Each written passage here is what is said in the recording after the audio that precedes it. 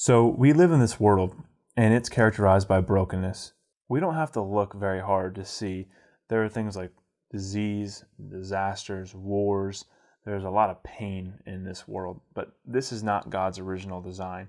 God has a perfect design. And the way that we have gotten ourselves into brokenness is through something that the Bible calls sin. Sin is turning away from God's design and pursuing our own way, and that leads us to brokenness. Brokenness eventually leads us to death, and this death will separate us from God forever. But God doesn't want us to stay in brokenness, so He's made a way out, and that way is Jesus. Jesus comes and He enters into our brokenness, and the death that we deserve for pursuing brokenness, Jesus takes our place and dies on a cross, and His body is broken for us. And 3 days after He dies, He rose from the dead, and He made a way out of brokenness.